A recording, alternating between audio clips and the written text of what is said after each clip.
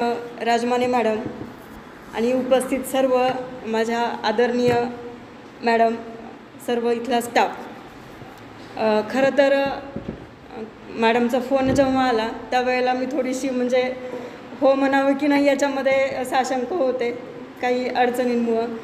पण म्हटलं नाही आहे, आपल्याला ही चांगली संधी मॅडम उपलब्ध करून देत आहेत आपले विचार मांडण्याची, तर आपण ती नाकारू नये.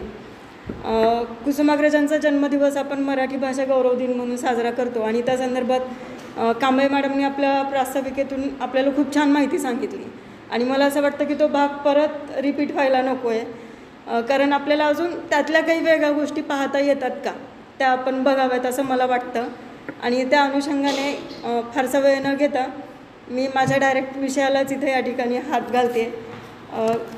आपण भाषेचा जेव्हा विचार करतो ना त्यावेळेला महाराष्ट्रात मराठी बोलली जाते ही एक सर्वसाधारण संकल्पना आहे, पण जेव्हा भाषेचा इतिहास किंवा भाषा काय आहे कशी आहे हे आपण पाहतो तेव्हा मला असं वाटतं की त्या भाषेचा भूगोलसुद्धा पाहणं मला गरजेचं वाटतं किंवा महत्त्वाचं वाटतं. कारण ज्या सामाजिक भौगोलिक आणि सांस्कृतिक परिघामध्ये ही भाषा विकसित होत जाते तो परिघ कसा असतो त्या परिघाच्या अनुषंगाने आपल्याला माहिती असणं किंवा त्याबद्दल थोडासा विचार करणं महत्त्वाचं वाटतं. महाराष्ट्राचं वर्णन करतानाच कवी म्हणतात की राकट देशा कणखर देशा दगडांच्या देशा, आणि अशा या राकट आणि कणखर महाराष्ट्रामध्ये ही आपली बोलली जाणारी बोलीभाषा म्हणजे महाराष्ट्राच्या किंवा एकंदरीत देशाच्या मध्यामध्ये असणारा थोडासा दक्षिणेकडे असणारा आपला हा भौगोलिक भूभाग, आणि मग एका बाजूला कन्नड तमिळ तेलुगू भाषिक लोक बोलणारी आणि दुसऱ्या बाजूला अँग्लो इंडियन भाषा प्रांतामध्ये येणाऱ्या ह्या भाषा, आणि म्हणजे द्रविडी आणि अँग्लो इंडियन भाषा परंपरेमध्ये येणाऱ्या ह्या सगळ्या भाषा. आणि याच्या अनुषंगाने जेव्हा आपण विचार करतो तेव्हा भाषेची उत्पत्ती काय किंवा इतिहास काय हे जर आपण बघत गेलो तर आज आपल्याला माहिती आहे की मराठीला अभिजात भाषेचा दर्जा प्राप्त व्हावा यासाठी शासन दरबारी आपण खूप मोठ्या प्रमाणात प्रयत्न करतो आहे. संशोधक त्याच्यासाठी वेगवेगळे पुरावे देत आहेत आणि हे पुरावे देत असताना भाषा कधी सुरुवात झाली किंवा कधी निर्माण झाली तसं आपल्याला त्याचा ठराविक असा कालावधी किंवा ठराविक दिनांक तारीख असं हे आपण सांगू शकत नाही, कारण ही एक अखंडित चालणारी प्रथा आहे किंवा परंपरा आहे असं म्हणून. म्हणजे भाषेला नदीची उपमा याच्यासाठीच दिलं जातं की ती प्रवाही असते, एके ठिकाणी ती कधी स्थिर थांबत नाही. आणि मग नदी काय असते माहिती आपल्याला की अगदी छोट्याशा प्रवाहापासून मग अनेक ओढे नाले सगळं तिच्यामध्ये मिळत जातात आणि तिचा प्रवाह असा मोठा होत जातो आणि शेवटी ती समुद्राला जाऊन मिळते. मग आता आपली भाषेच ही इतका प्रचंड मोठा समुद्र आहे आणि या समुद्रामध्ये असंख्य नद्या एकत्रित आलेल्या आहेत आणि त्याच्यामुळं भाषेचा प्रचंड असा विस्तार झालेला आहे. आणि म्हणून या भाषेमध्ये येणाऱ्या ह्या सगळ्या प्रकारांचा किंवा ह्या सगळ्या प्रवाहाचा जेव्हा आपण विचार करतो तेव्हा महाराष्ट्री प्राकृत किंवा प्राकृत भाषा असं आज आपण म्हणतो. मराठीची सुरुवातीची भाषा जर आपण बघितली तर ती प्राकृतामध्ये येते आणि पुढे मग ती देवनागरी लिपी आणि मग आपण तिची लिपी म्हणून ती वापरल्या गेलेली आहे किंवा बाळबोध लिपी असंही आपण तिला म्हणतो. आता मुळात जेव्हा ह्या सगळ्या गोष्टींचा विचार या ठिकाणी केला गेला त्यावेळेला सांस्कृतिक दृष्टिकोनातून थोडंसं आपल्या प्राचीन संस्कृतीकडं मला जावंसं वाटतं. तर याच्यासाठी की असं म्हटलं जातं की आपली संस्कृती ही खूप प्राचीन आहे. म्हणजे जगातल्या ज्या काही ती दोन महान संस्कृती होत्या, एक ग्रीक संस्कृती आणि दुसरी आपली सिंधू संस्कृती, जी सिंधू नदीच्या खोऱ्यामध्ये उदयाला आली. आणि मग सचा उच्चार करता येत नाही, म्हणजे लक्षात घ्या की भाषा कशी बदलत जाते बघा. सचा उच्चार करता येत नाही म्हणून तिथं सच ह झालं आणि ती हिंदू संस्कृती आली. आणि आज हिंदू शब्द आपण वेगळ्या अर्थाने वापरतो, तो वेगळा विषय आहे. पण मुळात ही जी आपली संस्कृती आहे ह्या संस्कृतीच्या अनुषंगाने जर आपण बघितलं तर तिथून जी काही निर्मिती होत गेली किंवा मानवी उत्क्रांतीचा इतिहासही आपण बघितला तर आपल्याला हळूहळू असं लक्षात येत जातं की मानव विकसित होत गेल्यानंतर तो समूहाने राहू लागला आणि समूहाने राहता राहता मग त्याला एकमेकांशी बोलण्याची किंवा देवाणघेवाण करण्याची गरज भासू लागली आणि त्या गरजेमधून आपण म्हणतो गरज ही शोधाची जननी आहे आणि त्या गरजेतून मग भाषेची उत्पत्ती होत गेली. मग उत्पत्ती झाली तर लगेच काही शब्द तयार झाले का? अजिबात नाही. आपल्या सगळ्यांना माहिती आहे की आपली जी काही शरीररचना आहे किंवा आपल्या शरीररचनेचा एक महत्त्वाचा भाग म्हणजे आपला चेहरा किंवा आपलं तोंड आणि याच्यातनं आपण वेगवेगळ्या प्रकारचे किंवा आपल्या तोंडातले वेगवेगळे अवयव भाषा अभ्यासकांच्या दृष्टीने जेव्हा थोडंसं भाषाशास्त्राचा विचार करतो त्यावेळेला मग आपल्या मुखामध्ये असणाऱ्या किंवा तोंडामध्ये असणाऱ्या वेगवेगळ्या अवयवांचा वापर करून आपण आपल्या वेगवेगळ्या प्रकारचे ध्वनी आपण आपल्या तोंडातनं बाहेर काढू लागलो आणि अशा पद्धतीनं मग ती थोडीशी ध्वनींची भाषा तयार झाली, हुंकाराची भाषा तयार झाली. पुढे तिच्यामध्ये बदल होत होत मग हावभावांची, चिन्हांची अशी भाषा विस्तारित होत गेली आणि मग कालांतराने त्याच्यातून काही अर्थ प्राप्त व्हावा अशा शब्दांची किंवा अक्षरांतून मग काही शब्द निर्माण झाले आणि तिथून मग वाक्य अशी ही परंपरा चालत चालत भाषा होत गेली. आता सुरुवातीच्या ह्या भाषेचा विकासाचा जेव्हा आपण टप्पा बघतो किंवा अनुभवतो तेव्हा मी असं म्हटलं होतं की आपली संस्कृती ही प्राचीन आहे आणि या संस्कृतीमध्ये मुळात आपली ही द्रविडी परंपरा आहे आणि या द्रविडी परंपरेमध्ये पुन्हा आर्य आले, आर्य परकीय आहेत हे संशोधनांती सिद्ध करून झालेलं आहे आणि मग त्यांनी त्यांची भाषा इथं आणली. इथल्या संस्कृतीवरती थोडंसं त्यांनी आपलं वर्चस्व प्रस्थापित केलं. तिथून मग आर्य परंपरा निर्माण झाली आणि कालांतराने ही परंपरा आपल्या संस्कृतीमध्ये इतक्या अशा पद्धतीनं रुजल्या गेली की जणू काही ही आर्य परंपरा म्हणजे आपली संस्कृती की काय असंही वाटायला लागलं या ठिकाणी. आणि याच्याच अनुषंगाने दिवाकर कृष्णांची एक कथा मला आठवते, दंडकारण्यातील प्रणयिनी नावाची ती कथा आहे आणि म्हणजे ही द्रविड लोक आणि म्हणजे त्याच्यानंतर त्यांच्यावर सत्ता प्रस्थापित करणारी ही आर्य परंपरा प्रतिकात्मक स्वरूपामध्ये त्यांनी अतिशय सुंदर पद्धतीने ही कथा मांडलेली होती. मग हा भाषेचा विकास किंवा भाषेचा हा टप्पा या सगळ्या अनुषंगाने आपण बघत मग भाषावर प्रांत देशाला स्वातंत्र्य मिळालं, भाषावर प्रांतरचना करण्याचं ठरवण्यात आलं आणि त्याचा मुख्य उद्देशच असा होता की समान भाषा बोलणारी लोक ही एका भूभागात असली पाहिजे. म्हणजे त्यांच्याशी देवाणघेवाण करण्यासाठी किंवा त्यांच्याशी चर्चा करणं असेल किंवा इतर सगळे व्यवहार करणं सोपं जावं या अनुषंगाने. आणि मग त्याच्यातून मग झालं असं की पुन्हा जेव्हा भाषावर प्रांतरचना निर्माण झाली त्यावेळेलाही आपल्या महाराष्ट्राच्या सीमारेषा बदलत गेल्या आणि आजही आपण पाहतोय की कर्नाटक बेळगाव सीमा प्रश्न ज्वलंत प्रश्न आजही आपल्यासमोर उभा आहे. आणि ह्या सगळ्या पार्श्वभूमीवर ह्या सगळ्या वातावरणावर भाषेचे टप्पे बदलत गेले आणि टप्पे बदलत असताना सगळ्यात महत्त्वाचं म्हणजे यादव काळामध्ये आपण मराठी भाषेचा विकास मोठ्या प्रमाणात झाला किंवा त्यांनी तो केला असं म्हणायला हरकत नाही. आणि त्यांच्या विनाशाच्या नंतर जवळपास 300-350 वर्ष इथली आपली संस्कृती, इथली भाषा, इथली म्हणजे सगळी सामाजिक परिस्थिती खूप अशी म्हणजे अस्वस्थ कालखंड गेल्यासारखा तो गेलेला होता. कारण इतर परकीय आक्रमणं विशेषतः आदिलशहा, निजामशहा, बिदरशहा ह्या ज्या काही 5 मुस्लिम सत्ता या ठिकाणी आल्या आणि या सत्ताधाऱ्यांनी किंवा ह्या लोकांनी काय केलं की मग त्यांच्या भाषा इथं आणल्या. म्हणजे प्रत्येक टप्प्याचा जेव्हा आपण छोट्या छोट्या गोष्टीने विचार करत जातो त्यावेळेला आपल्याला हे लक्षात येतं की जेव्हा जेव्हा भारतावर असतील किंवा महाराष्ट्रावर परकीय आक्रमणं आली त्या वेळेला म्हणजे एखादा बाहेरचा माणूस, बाहेरची व्यक्ती जेव्हा आपल्या घरात येते त्यावेळेला ती एकटी व्यक्ती येत नाही. तिच्यासोबत तिची भाषा, तिची संस्कृती, तिच्या परंपरा, तिच्या चालीरीती ह्या सगळ्या गोष्टी ती आपल्यासोबत घेऊन येते. आणि ते तसंच झालं आणि मग त्यांच्या अरबी भाषेचा, फारसी भाषेचा प्रभाव असा पडत गेला की मग राजव्यवहाराची भाषा फारसी झाली, अरबी झाली, सर्वसामान्य लोकांच्या बोलण्याची भाषा मराठी झाली, पंडित लोकांची संस्कृत भाषा आणि अशी ही सगळी सरमिसळ होत गेली. आणि मग याच्यातनं एक वेगळी नवीन मराठी उदयाला आली. आता ती वेगळी नवीन मराठी कशी उदयाला आली? आपल्या सगळ्यांना माहिती आहे, आज आपण मराठी भाषा बोलत असताना इंग्रजी, हिंदी, संस्कृत अशा वेगवेगळ्या भाषांमधले शब्द, कन्नड असतील, तमिळ असतील, तेलुगू असतील, अशा इतर सगळ्या भाषांमधले शब्द आपण आपल्या भाषेमध्ये घेतो आहे. म्हणजे मराठी ही संस्कृतमधून उदयाला आलेली भाषा. ग्रीक, संस्कृत आणि लॅटिन ह्या 3 जगातल्या प्राचीन भाषा ज्याच्यातून जगातल्या सगळ्या भाषांची निर्मिती झाली असं अभ्यासकांचं म्हणणं. आणि त्याच्यातून मग कालांतराने ग्रीक आणि लॅटिन भाषा थोडीशी नष्ट होण्याच्या मार्गावर आली, पण त्याही सगळ्या परिस्थितीमध्ये संस्कृत भाषा टिकली आणि मग मराठी पुढे त्याच्यातून निर्माण झाली. संस्कृत, प्राकृत आणि आजची मराठी असं 3 टप्प्यामध्ये आपण सर्वसाधारणपणे ते सांगू शकतो. म्हणजे हा भाषेचा इतिहास आपण या ठिकाणी थोडक्यात सांगू शकतो. आणि हे सगळं करत असताना मग ही परकीय आक्रमण आली. 350 वर्ष जवळपास प्रचंड म्हणजे अस्वस्थ काळामध्ये इथला महाराष्ट्र, इथली जनता राहिली.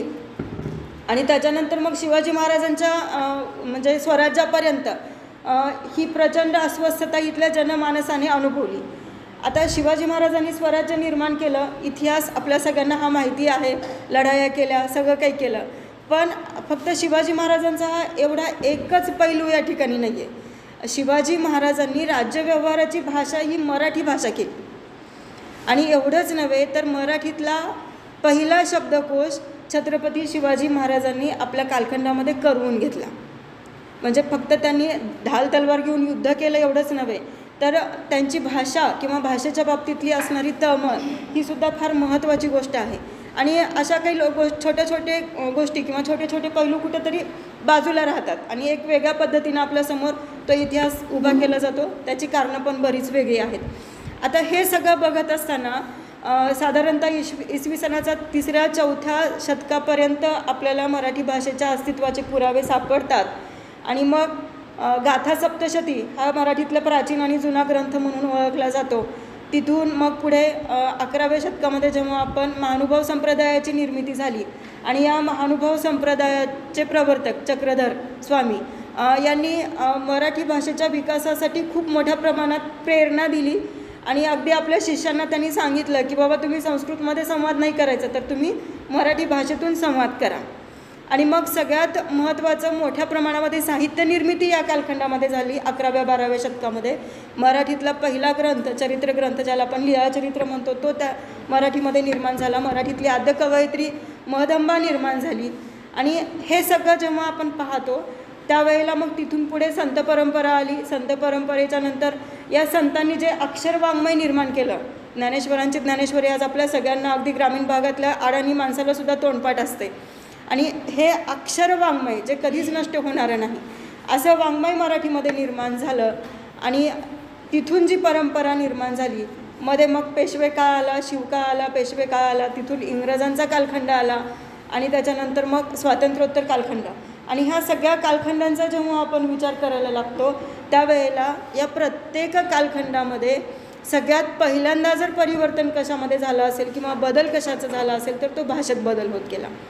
असं म्हटलं जातं की एखाद्या समाजावर किंवा एखाद्या राज्यावर, राष्ट्रावर जर आपल्याला राज्य करायचं असेल तर पहिल्यांदा तिथल्या भाषेवर आणि तिथल्या स्त्रियांवर तुम्ही अत्याचार करा किंवा त्यांना तुम्ही तुमच्या ताब्यात घ्या, म्हणजे ते राष्ट्र आपोआपच आपल्या ताब्यामध्ये येतं. आणि फ्रेंचांनी हेच केलं होतं. इंग्रजी भाषा नष्ट होण्याच्या मार्गावर होती. संपूर्णतः फ्रेंच भाषेचा प्रभाव युरोपमध्ये पडलेला होता आणि इंग्रजी नष्ट होण्याच्या मार्गावर होती. आणि मग तिथून पुढे तिथल्याच लोकांना हे लक्षात आलं आणि मग इंग्रजांनी आपल्या भाषेच्या उदयासाठी प्रयत्न केले. जाणीवपूर्वक आपल्या भाषेतून साहित्य निर्मिती झाली पाहिजे ह्यासाठी प्रयत्न केले. आणि मग पुढे इंग्रजांनी 150 वर्ष आपल्यावरती राज्य केलं. भाषा किती प्रभावी असते हे बघायचं आपल्याला किंवा लक्षात घेतलं तर आपल्याला लक्षात येतं की एक शब्द म्हणजे शब्द शस्त्र आहे असं आपण म्हणतो आणि ते जपून वापरलं पाहिजेत. आणि आपली भाषा तर अशी आहे ना की खूप लवचिक आहे मराठी भाषा आणि त्या दृष्टीने आपण खूप समृद्ध आहोत. मग आज जर आपण बघितलं तर जगामध्ये 3ऱ्या क्रमांकावर बोलली जाणारी, 3ऱ्या क्रमांकावर असणारी ही भाषा, या भाषेचा शब्दसंग्रह प्रचंड मोठा आहे. या भाषेला जेवढ्या बोलीभाषा आहेत तेवढ्या बोलीभाषा इतर कोणत्याच भाषेला नाही आहेत. आणि म्हणून आपण खूप समृद्ध जीवन जगतो आहे. आपण खूप समृद्ध भाषेचे धनी आहोत आपण. आणि ही आपल्यासाठी अभिमानाची गोष्ट आहे किंवा त्याचा अभिमान आपल्याला असायला हवा. आणि हे सगळं जेव्हा होतं त्यावेळेला जेव्हा लिखित परंपरा अस्तित्वात नव्हती त्यावेळेला आपल्याकडे मौखिक पद्धतीने ज्ञानदानाचं कार्य केलं जायचं. आणि हे सगळं करत असताना एक कावळ्या चिमणीची गोष्ट आहे जी आज आपण सगळ्यांना माहिती आहे. आपण येणाऱ्या प्रत्येक पिढीला सांगतो की चिमणीचं घर मेणाचं, कावळ्याचं घर शेणाचं. पण ही म्हणजे गोष्ट कशी आली, कुठून आली हे आपल्याला माहिती नाही. पण ही गोष्ट 11व्या शतकामध्ये चक्रधरांनी, त्यांची एक शिष्या होती धनाईसा नावाची, आणि तिच्या मुलीला खेळवताना त्यांनी ही गोष्ट सांगितली. आणि तेव्हापासून ही गोष्ट आतापर्यंत आपण पुढच्या पिढीपर्यंत देतो आहे. म्हणजे ही किती समृद्ध परंपरा आहे. त्याच्यामध्ये मग आता नवीन कालखंडानुसार अनेक शब्द आपण वापरत गेलो, अनेक बदल करत गेलो. म्हणजे भाषा नदीसारखी याच्यासाठी म्हटली जाते, प्रवाही, ती बदलत जाते. आणि मराठी भाषेने आपल्यामध्ये सगळ्या गोष्टी अशा आत्मसात केल्या आणि आत्मसात करत असताना जणू ह्या सगळ्या गोष्टी म्हणजे आपल्याच आहेत. आणि आता काही शब्द तर आपल्याकडे इतक्या सहजपणे मिसळले गेलेले आहेत की आपल्याला माहीत नाही की यातला कानडी शब्द कोणता, यातला अरबी शब्द कोणता, यातला फारसी शब्द कोणता, यातला पोर्तुगाल शब्द कोणता, इंग्रजी शब्दसुद्धा आपण सहजपणे त्याला पर्यायी मराठी शब्द आपल्याला सापडत नाहीत आज. म्हणजे ही सगळी परंपरा भाषेच्या इतिहासाची किंवा निर्मितीची आपण जेव्हा बघत असतो त्यावेळेला ह्या भाषेला समृद्ध करण्याचं काम जर कोणी केलं असेल तर ते काम मी असं म्हणेन की स्त्रियांनी केलं. आता आपण सगळ्या स्त्रिया आहोत म्हणून त्यांनी केलं असं नव्हे, तर याच्यासाठी पुरावे आहेत, संशोधकांचं संशोधन आहे, अभ्यासकांची मतं आहेत. कारण जेव्हा म्हणजे स्त्रीला इथल्या मानवी समूहामध्ये राहायची जेव्हा गरज पडली उत्क्रांतीच्या काळामध्ये, त्यावेळेला असं म्हटलं जातं की शेतीचा शोध पहिल्यांदा स्त्रीने लावला. मंगला सामंत यांनी आपल्या स्त्रीपर्व नावाच्या पुस्तकामध्ये हे सगळे संदर्भ दिलेले. त्याच्यानंतर इथला आयुर्वेद याचा जो शोध लावला वैद्यकशास्त्राचा, तो सुद्धा स्त्रीने लावला. म्हणजे मधल्या कालखंडामध्ये आपण बघू, आता त्याला आक्षेपासही घेतला गेला की मग आपल्या प्राचीन ऋषीमुनींनी जे काही वेद लिहिले आहेत किंवा त्याच्यात उपनिषदं लिहिली त्याच्यामध्ये जे काही सगळं मांडलं मग ते कुठे गेलं. तर हा मधला कालखंड म्हणजे प्रचंड अस्थिरतेचा म्हणेन किंवा वेगवेगळ्या प्रकारच्या आक्रमणाचा असेल किंवा जी काही एक सांस्कृतिक सरमिसळ झाली त्याच्यामध्ये आपल्या संस्कृतीवर प्रचंड मोठ्या प्रमाणामध्ये हल्ले झाले आणि आपली संस्कृती कुठेतरी बाजूला पडत गेली. आणि आज आपल्याला आपली संस्कृती काय आहे हे शोधावं लागतं आहे, आपल्या मुलांना ते सांगावं लागतं आहे. ही शोकांतिका आहे खरं तर आपली. आणि त्यामुळं प्राचीन सगळ्या परंपरा किंवा गुरुकुल पद्धती, तिथं दिलं जाणारं ज्ञान ते काय होतं, कसं होतं, ह्या सगळ्या गोष्टी जेव्हा आपण बघतो आणि सगळ्यात महत्त्वाचं म्हणजे पाश्चिमात्यांच्या प्रभावाच्या खाली येऊन आपण ज्या काही वेगवेगळ्या गोष्टींचे शोध आपल्याकडं आपण त्यांनी लावलं असं म्हणतो, तेव्हा मला असं वाटतं की ह्याचा खरं तर अभ्यास होणं गरजेचं आहे की आज जे काही आपण पाहतोय किंवा जे काही नवीन शोध लावले जात आहेत, नवीन तंत्र विकसित केलं जात आहे, त्या नवीन सगळ्या शोधांची जननी जर कुठे असेल तर ती आपली भूमी आहे. ज्या काही उपनिषदात वेद लिहिल्या गेले, जी काही चतुसूत्री मांडल्या गेली, ज्या काही सगळ्या प्राचीन ऋचा लिहिल्या गेल्या, त्या सगळ्यांमध्ये ह्या सगळ्या गोष्टीचे अंश आपल्याला सापडतात. आणि ह्याची माहितीच आपल्याला नाही आहे किंवा त्याच्या संदर्भात आपल्याला कळतच नाही आहे किंवा आपल्या पुढच्या पिढीला आपण ते खूप वेगळ्या पद्धतीनं समोर येतं आहे. आणि म्हणून ही गरज आहे आणि ही गरज पूर्ण करण्याचं काम जर कोणी केलं असेल तर ते भाषेने केलेलं आहे. आणि म्हणून स्त्रियांनी भाषेचा विकास मोठ्या प्रमाणामध्ये केला असं मला वाटतं, अभ्यासकांनाही वाटतं. आणि मग समूह निर्माण झाला, त्याच्यातून स्त्रीने उपजीविकेची वेगवेगळी माध्यमं शोधली. कारण एकत्र राहिल्यानंतर धान्याची गरज पडली, उपजीविका भागवण्यासाठी धान्य साठवण्याची गरज पडली. मग ते धान्य कसं निर्माण करायचं, कुठून निर्माण करायचं, ह्याच्या विचारातून मग शेतीचा शोध लागला. मग स्त्रीने घरात राहून किंवा आजूबाजूच्या परिसरात राहून शेतीचा शोध लावला, पुरुष बाहेर शिकार करायला जाऊ लागला. अशा पद्धतीने ह्या सगळ्या गोष्टी विकसित होत गेल्या आणि मग तिथून भाषासुद्धा विकसित होत गेली. आपल्याला माहिती आहे की अगदी प्राचीन काळामध्ये मैत्रेयी गार्गीसारख्या विदुषी होऊन गेल्या. एवढंच नव्हे तर गौतम बुद्धांनी आपल्या कालखंडामध्ये स्त्रियांना मठाच्या त्यांच्या अधिपती त्यांनी केलं, म्हणजे प्रमुख म्हणून त्यांनी नेमलं. आणि हे नेमत असताना, हे सगळं करत असताना त्याच्यामध्ये सगळ्यात महत्त्वाची भूमिका बजावली होती ती त्या भाषेने. आणि मग तिथून पुढे जो प्रवाह येत गेला तो प्रवाह मग आधुनिक कालखंडापर्यंत किंवा आत्ताच्या कालखंडापर्यंत आपण जेव्हा पाहतो तेव्हा आपल्याला हे लक्षात येतं की इथं भाषा विकसित करण्याचं काम, भाषा समृद्ध करण्याचं काम जर कोणी केलं असेल ते इथल्या स्त्रीनं केलं. आता भाषेचा प्रवाहामध्ये आपण जेव्हा भाषेचे टप्पे पाडतो किंवा भाषा वेगवेगळ्या पद्धतीनं आपण समोर आणतो तेव्हा स्त्रियांची भाषा वेगळी, पुरुषांची वेगळी, लहान मुलांची वेगळी, तरुणांची वेगळी, म्हाताऱ्यांची वेगळी, मोठ्यांची वेगळी.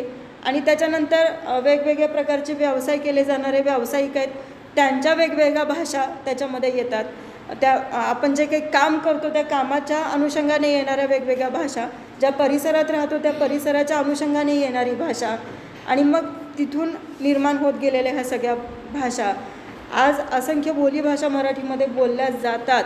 आणि दुर्दैवानं त्यातल्या अनेक बोली नष्ट झाल्यातच आपल्याला त्या बोलींचे काही अवशेषही सापडायला मिळत नाहीत. आपल्या जेव्हा आजी आजोबांच्या किंवा अगदी लहानपणी मी असं म्हणेन की आमची पिढी जी म्हणजे 80 ते 85च्या कालखंडामध्ये जन्माला आली, ही पिढी खरं तर सुदैवी पिढी आहे. कारण आम्ही अगदी म्हणजे प्राचीन गोष्टी अनुभवल्या, जुन्या गोष्टी अनुभवल्या आणि आधुनिक गोष्टीसुद्धा आम्ही अनुभवतो आहे. पण आपल्या नंतरची किंवा येणारी जी पुढची पिढी आहे ना, त्या पिढीसाठी मात्र आपण खूप भयानक काळ समोर निर्माण करून ठेवलेला आहे. आणि ती परिस्थिती जर आपल्याला सुधारायची असेल किंवा त्याच्यामध्ये जर आपल्याला सुधारणा होणं आवश्यक वाटत असेल, तर आपल्या भाषेचा अभ्यास होणं गरजेचं आहे किंवा भाषा समृद्ध होणं, भाषा टिकणं आणि त्या भाषेची प्रगती होणं जास्त गरजेचं आहे.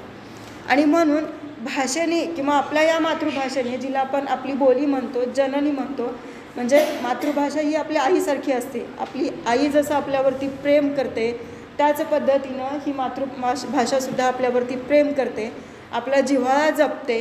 आणि म्हणून आपल्या अस्तित्वाच्या सगळ्या खाणाखुणा आपल्याला या मातृभाषेमध्ये पाहायला मिळतात. आणि म्हणून ही भाषा जपली पाहिजे, टिकली पाहिजे. आणि ती टिकवण्याचं काम, ती जपवण्याचं काम जर कोणी केलं असेल तर इथल्या समृद्ध अशा स्त्री संस्कृतीने केलेला आहे.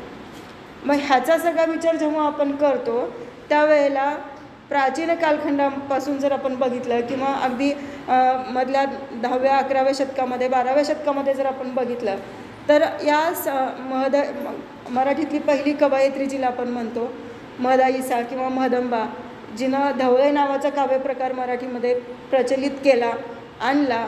म्हणजे विचार करा की त्याच्यातनं कितीतरी नवीन शब्द. आता धवळे म्हणजे काय, तर खरं तर हे धवळे म्हणजे श्रीकृष्ण आणि रुक्मिणी यांच्या लग्नाच्या प्रसंगामध्ये काही मंगलगीतं गायली गेली आणि म्हणजे त्याचं वर्णन त्याच्यामध्ये त्यांनी केलेलं आहे. आणि अशा कितीतरी प्राचीन गोष्टी आपल्याकडं आहेत की ज्या गोष्टी विशेषतः स्त्रियांनी जपल्या. आपण अनेक सण वार उत्सव समारंभ साजरे करतो आणि याच्या निमित्ताने वेगवेगळी गीतं आपण म्हणतो, वेगवेगळ्या कहाण्या आपण सांगतो, गोष्टी आपण सांगतो. ह्या कोणी सांगितल्या, कुठून आल्या, कशा आल्या, तर ह्या सगळ्या गोष्टी आणण्याचं काम आणि ह्या सगळ्या गोष्टींनी भाषा समृद्ध करण्याचं काम जर कोणी केलं असेल तर ते इथल्या स्त्रीने केलं. अगदी म्हणजे आपली आजी असेल तर किंवा आईसुद्धा असेल तर ती जात्यावर ओव्या म्हणायची. मग ह्या ओव्या त्यांना कोणी सांगितल्या, कोणी शिकवल्या, तर तो उत्स्फूर्त आविष्कार होता भाषेचा. आणि मग त्याच्यातनं त्या आपल्या वेदना, त्याच्यातनं आपली दुःख, आपल्या भावना त्या व्यक्त करायच्या. आणि अशा असंख्य ओव्या, असंख्य साहित्य जे आहे जे केवळ लिहिलं गेलं नाही म्हणून नष्ट होत झालेलं आहे. अगदी मी बहिणाबाईंचं उदाहरण घेईन, बहिणाबाई चौधरींचं. आपल्याला माहिती आहे की एक अशिक्षित अडाणी, खरं तर हे बिरुद त्यांच्या मागे लावणंच मला चुकीचं वाटतं, कारण अगदी स्वतःला प्रचंड विद्वान समजणाऱ्यासुद्धा ज्यांच्यासमोर कुठेतरी कमी पडाव्यात असं त्यांचं व्यक्तिमत्व, आणि सहज बोलत बोलत सहज आपल्या रोजच्या नित्यकर्मामध्ये कामं करत करत किती सुंदर शब्द त्यांना सुचायचे. आणि हे कितीतरी त्यांची गीतं, कितीतरी त्यांची गाणी ही लुप्त झालेली आहेत, म्हणजे जी आपल्यापर्यंत आलेलीच नाहीत. का आलेली नाहीत? कारण त्यांनाही त्याचं महत्त्व नव्हतं आणि त्या कुठेतरी नोंदी ठेवणं किंवा त्या कुठेतरी लिहून घेण्याचं काम ते झालं नाही. आणि मग नंतर त्यांच्या मुलाच्या जेव्हा हे लक्षात आलं आणि मग त्यावेळेला त्यांच्या मुलांनी जे काही त्यांना सापडलं त्याचं संकलन केलं आणि मग त्यांनी ती बहिणाबाईंची गाणी पुढे एका पुस्तक रूपाने प्रकाशित झाली. तेवढीच गाणी आपल्यासमोर आहेत आज. कितीतरी अभंग आहेत, कितीतरी ओव्या आहेत की ज्या आज आपल्याला पाहायलाच मिळत नाहीत, ऐकायला मिळत नाहीत आणि त्या कुठेतरी संपुष्टात येत आहेत किंवा संपत चाललेल्या आहेत की काय असं वाटायला लागतं. आणि म्हणून ह्या गोष्टींचा शोध घेणं आज खऱ्या अर्थाने गरजेचं आहे. जर आपल्याला या दिनाचं औचित्य साधून किंवा आपल्या भाषेच्या अनुषंगाने जर आपल्याला मनातनं काही करावं असं वाटत असेल किंवा ते वाटायला पाहिजे, आणि त्यासाठी मग आपल्याला अशा काही सगळ्या गोष्टींचा प्रयत्न करता येतो का हे आपण बघायला पाहिजे किंवा त्यासाठी आपण प्रत्येकाने प्रयत्न केले पाहिजेत असं मला वाटतं. कारण असे कितीतरी शब्द भाषेमध्ये आहेत. माझी आजी, माझी आई, माझी पणजी, आजोबा, असे कितीतरी शब्द जे बोलायचे ते आज माहिती नाहीत किंवा त्याचे अर्थ, हे शब्द जर आज मी माझ्या मुलाला सांगितले तर तो हसतो मला, हे काय आई काय बोलतेस तू, म्हणजे हे शब्द माहिती नाहीत. हे शब्द कुठेतरी लोप पावत चालले आहेत. असंख्य गोष्टी आहेत. विशेष नाम व्याकरणाच्या दृष्टीने कोणातून सुद्धा जर आपण बघितलं तर कितीतरी गोष्टी आपल्यापासून दुरावत चाललेल्या आहेत. आणि ह्या दुरावत चाललेल्या गोष्टींचा शोध घेणं किंवा त्याच्यावरती संशोधन होणं, त्याच्यावरती अभ्यास होणं गरजेचं वाटतं. कारण आपल्या सगळ्यांना माहिती आहे की भाषा अगदी 4-4 कोसावर बदलते असं म्हणतात आणि प्रत्येकाची भाषा वेगळी असते. म्हणजे मी स्त्री आहे म्हणून माझी आणि तुमची सगळ्यांची भाषा सारखी नाही आहे आणि ती असणार पण नाही आहे. आणि मग प्रत्येकाची जर भाषा वेगळी असेल तर त्या प्रत्येकामध्ये काहीतरी नवीन आहे. त्या प्रत्येकांच्या तोंडातून बाहेर पडणारे शब्द हे प्रत्येक वेळेला काहीतरी नवीन सांगतात आणि हे जे काही नवीन सांगणं आहे ते नवीन सांगणं आपल्याला सगळ्यांनाच कळलं पाहिजे. त्याच्या पाठीमागची भावना आपल्याला कळली पाहिजे.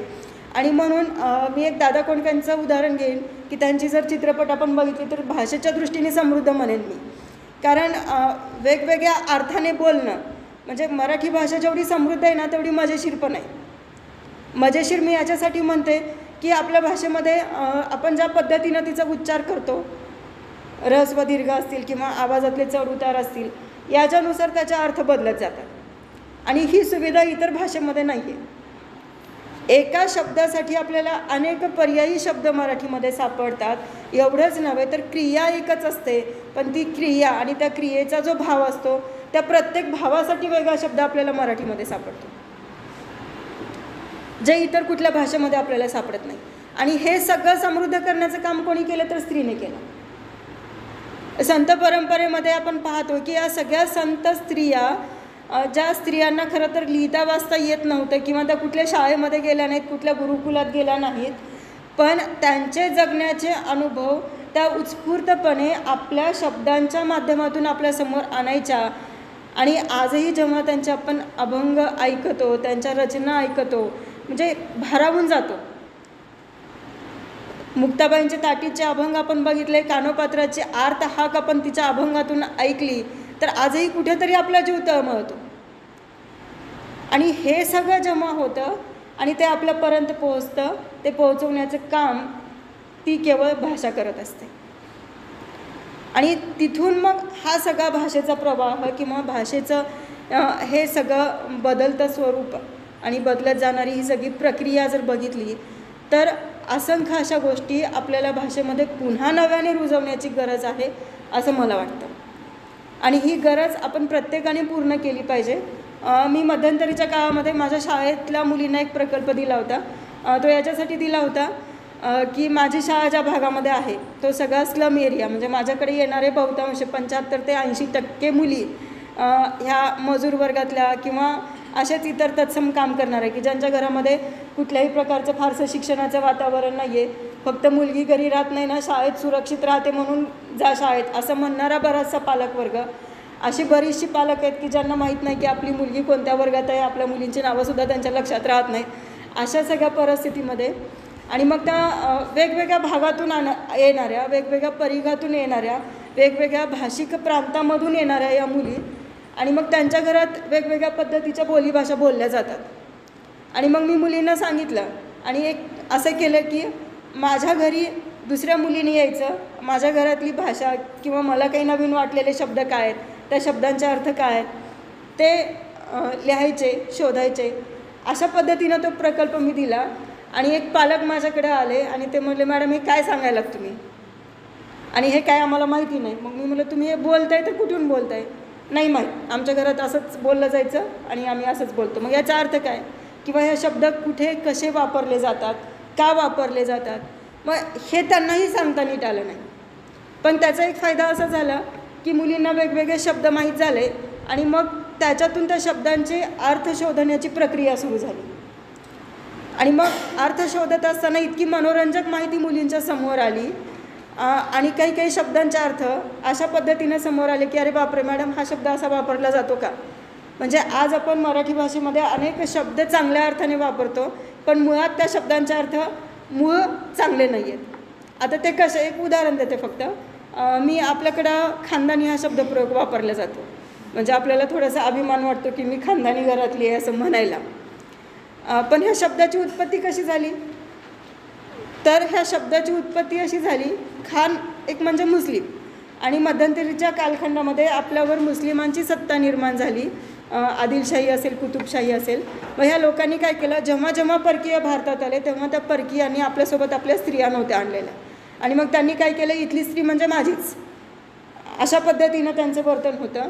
आणि आपलं साम्राज्य टिकावं किंवा आपली सत्ता टिकावी किंवा मग आपले अधिकार टिकावेत यासाठी इथल्या काही अधिकारी लोकांनी किंवा वतनदारांनी वगैरे आपल्या मुली किंवा आपल्या सुना त्यांना दान म्हणून दिल्या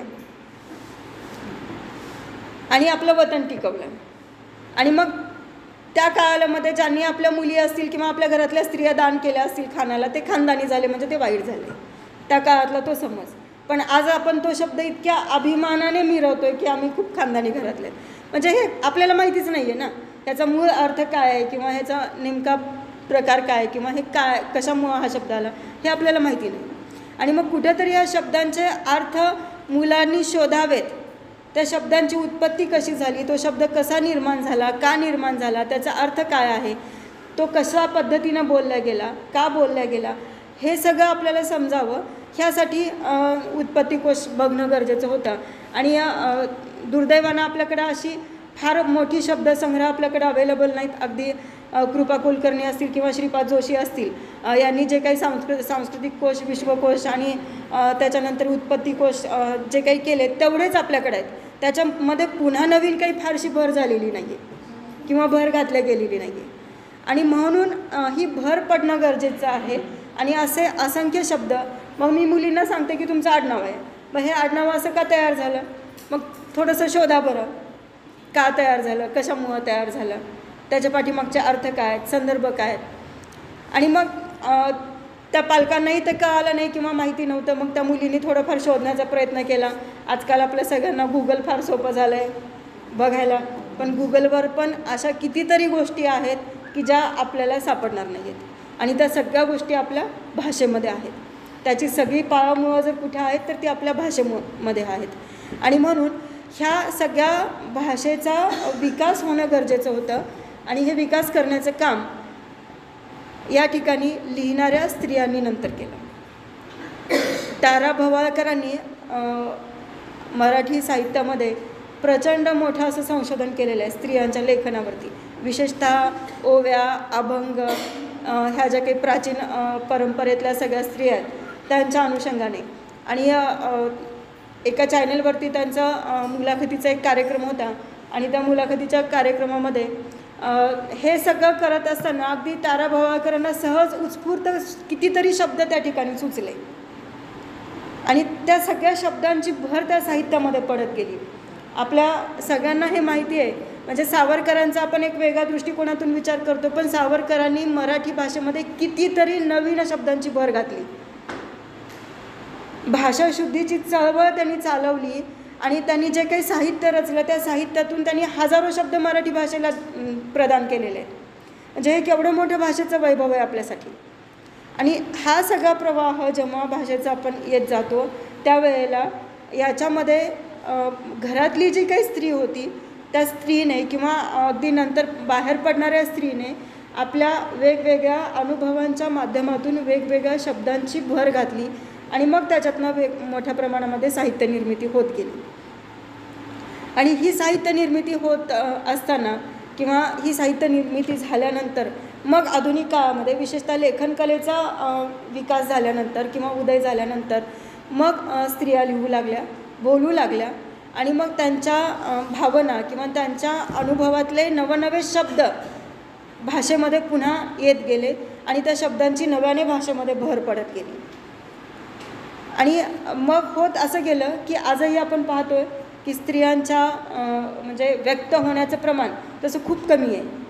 अगदी म्हणजे आपण पाहतोय की आपल्या लातूर शहरामध्ये कितीतरी स्त्रिया आहेत, पण त्याच्यापैकी किती स्त्रिया लिहितात, किती बोलतात, किती शिकतात, किती पुढे जातात, हे प्रमाण खूप कमी आहे. म्हणजे मला संधी मिळाली म्हणून मी बोलू शकते, पण अशा कितीतरी स्त्रिया आहेत की ज्यांच्या भावना तशाच मनात दडपलेल्या आहेत आणि ह्या भावना शब्दातून व्यक्त करण्याची गरज आहे. म्हणजे छाया दातार मराठीतले एक खूप महत्त्वाच्या लेखिका आहेत आणि चळवळीमध्ये म्हणजे स्त्रीवादी चळवळीमध्ये प्रत्यक्ष फील्डवरती काम करणाऱ्या त्या लेखिका आणि अशाच शिबिरं वगैरे महिलांमध्ये जागृती करण्यासाठी त्या घेत राहतात. आणि मुंबई आणि तिकडचा तो सगळा आदिवासी भाग आणि त्यांनी त्यांचा एक अनुभव असा सांगितला की त्यांनी असंच एक शिबिर घेतलेलं होतं आणि एक 7-8 दिवसांचं ते शिबिर होतं. आजूबाजूच्या पाड्यावरती जाऊन त्यांनी त्याचं महिलांना सांगितलं या शिबिरांना या, अशा पद्धतीनं तुम्हाला मार्गदर्शन करायचं आहे. आणि मग एका घरामध्ये त्या घरातल्या स्त्रीच्या दीराचं लग्न होतं आणि मग त्याच्यामुळं तिच्या घरच्यांनी तिला काही तिकडे जायला परवानगी दिली नाही. पण सततचा होणारा कोंडमारा किंवा सततचा होणारा अन्याय आणि याच्यातनं मग ती खूप त्या सगळ्या कुटुंबाच्या विरोधात जाऊन ती शिबिरामध्ये गेली. आणि शिबिराला गेल्यानंतर तिच्या घरच्यांनी येऊन तिथं शिबिरामध्ये तिला प्रचंड मारलं, तिथून ओढत नेलं आणि मग पुढे मग जे काही असेल ते सगळे प्रकार. आणि ह्याच्यातून मग तिच्यामध्ये जो एक भावनिक उद्रेक झाला, त्यातनं तारा भवाळकर असं म्हणतात की तुम्ही चुलीवर काम करताय, स्वयंपाक करताय, खरं तर तुमच्यासारखी सामर्थ्यशाली शक्ती जगामध्ये नाही. म्हणजे आपल्याला माहिती आहे की आदिशक्तीचं रूप आपण स्त्रीमध्ये म्हणतो. विश्वाची स्थिती, उत्पत्ती, निर्मिती सगळं काही स्त्रीपासून झालेलं आहे. म्हणजे ज्याला आपण ईश्वर म्हणतो त्या ईश्वराला सुद्धा आईच्या कुशीची गरज पडते.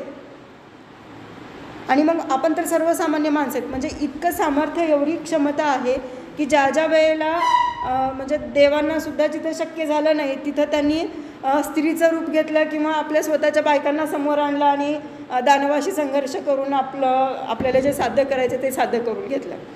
म्हणजे जिथं जिथं कमी तिथं तिथं आम्ही असं आपण म्हटलं पाहिजे. प्रत्येक ही उणीव भरून काढण्याचं काम आपण सगळेजण करत असतो. आणि भाषेमध्ये सुद्धा असणारी उणीव भरून काढण्याचं काम आणि त्या भाषेला समृद्ध करण्याचं काम आपल्या साहित्याच्या माध्यमातून, आपल्या शब्दांच्या माध्यमातून जर कोणी केलं असेल तर हे या स्त्रियांनी केलं. स्वातंत्र्याच्या म्हणजे पूर्व कालखंडामध्ये इंग्रजी भाषेचा प्रभाव पडत गेला. इंग्रजी पद्धती थोडीशी आली आणि मग जी काही थोडीशी सुशिक्षित आणि सुधारक विचारांची लोकं होती, मग कर्वे असतील, राजा राममोहन रॉय असतील, महात्मा फुले असतील, ह्या सगळ्यांना इथल्या स्त्रीला शिक्षित करणं गरजेचं वाटलं. आणि मग तिथून मग इंग्रजी परिवर्तनाची सुरुवात झाली. आणि मग ही परिवर्तनाची सुरुवात होत असताना मग इथल्या स्त्रीने शिकणं आणि घराच्या बाहेर पडणं याची सुरुवात झाली. त्याच्यासाठी प्रचंड त्रास झाला, प्रचंड हालापेष्टा झाला. हे आपल्याला सगळ्यांना तो इतिहास माहिती आहे. आणि मग ह्याच्यातून मग आपल्याला एक माहिती असेल की आनंदी गोपाळ जी परदेशामध्ये जाऊन शिकली, आपली पहिली महिला डॉक्टर, आणि त्या परदेशामध्ये जायला निघाल्या किंवा त्या शिकायला बाहेर पडल्या म्हणून तत्कालीन सनातन्यांनी त्यांच्यावरती बहिष्कार टाकला, त्यांना वाळीत टाकलं, प्रचंड मानसिक त्रास त्यांना सहन करावा लागला. आणि याच्यातून त्यांनी ख्रिश्चन धर्म स्वीकारला. आणि मग त्याच्यामुळं मग त्यांनी धर्मच बदलला आणि धर्म बदलून मग त्यांनी आपल्या बायकोला परदेशामध्ये पाठवलं. दुर्दैवानं आपल्या देशाचं दुर्दैव म्हणू किंवा आपल्या सगळ्यांचं दुर्दैव म्हणू की आनंदी गोपाळ जरी पहिला डॉक्टर झाला तरी त्यांना इथं सेवा आपल्या देशामध्ये येऊन देता आली नाही, कारण तिथलं वातावरण त्यांना मानवलं नाही. आणि मग त्यात त्या आजारी पडल्या, दम्याच्या आजाराने त्यात त्या गेल्या. तर ह्या सगळ्या गोष्टी जर बघितल्या म्हणजे कितीतरी अनुभव आपले भाषेमध्ये येण्या वाचून राहिले, कितीतरी वेगवेगळे शब्द, कितीतरी वेगवेगळ्या गोष्टी, वेगवेगळ्या कहाण्या आपल्याकडे येण्या वाचून राहिल्या. आणि मग हे सगळं होत असताना मग मधल्या कालखंडामध्ये विभावरी शिरूरकर असतील, त्याच्यानंतर मग प्रिया तेंडुलकर, गौरी देशपांडे, मेघना पेठे, छाया दातार, सानिया, आशा बगे, वसुधा पाटील, अनुराधा पाटील आजच्या लेखिका. आणि इथून हे सगळं प्रवास करत करत आज इथं सुनीताताई आपल्याकडे आरळीकर आहेत, वैशाली किनाळकर मॅडम आहेत, त्याच्यानंतर आपल्या राजमाने मॅडम छान लिहितात, आपल्यापैकी बहुतेक सगळ्याजणी लिहिणाऱ्या आहेत. आणि या सगळ्या लिहिणाऱ्या हातापर्यंत, या सगळ्या लिहिणाऱ्या हातांनी भाषेला इतकं समृद्ध केलेलं आहे, भाषेला इतकं सुंदर बनवलेलं आहे, भाषेला इतकं छान सजवलेलं आहे, नटवलेलं आहे. आणि इथून पुढेसुद्धा हा प्रवाह असाच अखंडित चालू राहावा किंवा तो राहणार आहे. आता आपण पाहतो थोडंसं भाषेची आजची स्थिती वगैरे वगैरे ह्या सगळ्या गोष्टी झाल्या, पण मला असं वाटतं की आधुनिक म्हणजे गोष्टी जेव्हा येत गेल्या तेव्हा भाषाही बदलत गेली. ती बदल हा निसर्गाचा नियम आहे, तिच्यामध्ये बदल होणं, परिवर्तन होणं अपेक्षित आहे. आणि म्हणून आपण कुठंतरी थोडासा अट्टहास केला पाहिजे की माझ्या घरामध्ये मराठी भाषा जास्त प्रमाणात बोलली गेली पाहिजे किंवा संख्यात्मक दृष्टीने भाषेची तर वाढ गरजच आहे, पण त्याचबरोबर मराठी भाषेतून म्हणजे मराठी ही ज्ञानाची पण भाषा झाली पाहिजे. याच्यासाठी सरकार असेल किंवा शासन दरबारी प्रयत्न होणं गरजेचं आहे. आधुनिक तंत्रज्ञानामध्ये मोठ्या प्रमाणात मराठी भाषेचा वापर होणं गरजेचं आहे. एकमेकांशी म्हणजे परकीय राष्ट्रांशी किंवा परकीय गोष्टींशी संवाद साधत असताना आपल्याला मराठी भाषेतून जर तो संवाद साधण्यासाठी प्रयत्न करता आले तर निश्चितपणे आपण ते केले पाहिजेत. वेगवेगळ्या माध्यमांमध्ये किंवा अगदी गणित विज्ञान यासारखे विषयसुद्धा मराठी भाषेतून विद्यापीठ स्तरावरती मराठी भाषेचा प्रसार होण्यासाठी प्रयत्न झाले पाहिजेत. ह्या सगळ्या गोष्टी आपण म्हणतो, पण सोशल मीडियाने मराठी भाषेला पुन्हा वेगळ्या नवीन शब्दांनी समृद्ध केलेलं आहे. नवनवीन शब्द पुन्हा या सोशल मीडियाच्या माध्यमातून मराठी भाषेमध्ये येत गेलेले आहेत आणि हा प्रसार आपण प्रत्येकाने करणं अपेक्षित आहे किंवा तो करावा असं मला या ठिकाणी वाटतं. आणि यासाठी जर आपण सगळ्यांनी प्रयत्न केले तर निश्चितपणे मला असं वाटतं की आजचा हा दिवस आपण चांगल्या पद्धतीने साजरा केला किंवा याचं औचित्य साधून आपल्याला भाषेच्या उत्थानासाठी प्रगतीसाठी वेगवेगळे प्रयत्न करता येतील किंवा ते प्रयत्न आपण सगळ्यांनी करायला हवेत असं वाटतं. मला वाटतं वेळेचं थोडंसं वेळ होत चालला आहे, तर मी समारोपाकडे येते आणि एका कवितेने मी आजच्या कार्यक्रमाचा समारोप करते. मराठी भाषा बोलते ना म्हणून तर तुझ्या प्रेमात आहे. मराठी भाषा बोलते ना म्हणून तर तुझ्या प्रेमात आहे. कदाचित मी जन्मले असते दुसऱ्या एखाद्या प्रांतात, जन्मले असते दुसऱ्या एखाद्या प्रांतात, मुखी असती दुसरी भाषा तर नसता दाटून आला इतका खोल खोल जिव्हाळा. भांडत तंडत राहिले असते, दिला असत्या खचून शिव्या, पण तू मराठी बोलतेस. मराठीचं लेणं अंगा खांद्यावर मिरवतेस आणि कोरडी ठाक मी राहते. तुझं मराठी ऐकून वळवाच्या पावसासारखी पुन्हा पुन्हा कोसळत राहते. भान सुटून तुझ्याशी भांडता भांडता तुझ्या काळ्या भुईसारख्या निर्मितीच्या असंख्य शक्यता असलेल्या मराठी बोलांनी मनात गच्च गच्च आभाळ दाटून येतं. यात तसं तुझी काही हुशारी नाही, कारण यात तुझा 2% नाही. हा माय मराठीचा गोडवा आहे. ही मराठीच बांधते अगणित पूल तुझ्या माझ्या अनेकांच्या हृदयामध्ये. हे भाषेचं देणं की ओसाड माळरानासारख्या तप्त आयुष्यावर तुझे सगळे समजून उमजून घेणारे मराठी बोल वड्यासारखी गर्द सावली धरतात. मला सावरतात, आंजारतात, गोंजारतात. ही मराठीची थोरवी, ही मला जगवते. संघर्ष करायला आवाज देते आणि कोसळते तेव्हा ही मराठीच पुन्हा पुन्हा पोटाशी धरते. आदिम करुणेने मायेने मला थोपटत राहते. जीवाच्या अगणित काळजा नाहीशा होईपर्यंत हिचे नदीसारखे खळाळणारे अंगाई गीत ऐकत ऐकत तू आणि मी याच्या काळ्या कभिन्न आकाशाखाली निश्चिंत मनाने पडून राहू. ही मराठीच धुवून टाकेल सर्व भेदभाषाच्या पाऊल खुणा. बघ सह्याद्रीच्या कड्यावर सूर्य नक्कीच उगवतोय. आज या ठिकाणी मला इथं संयोजकांनी आपले विचार व्यक्त करण्याची संधी दिली त्याबद्दल मी संयोजकांचे खूप खूप आभार व्यक्त करते. धन्यवाद.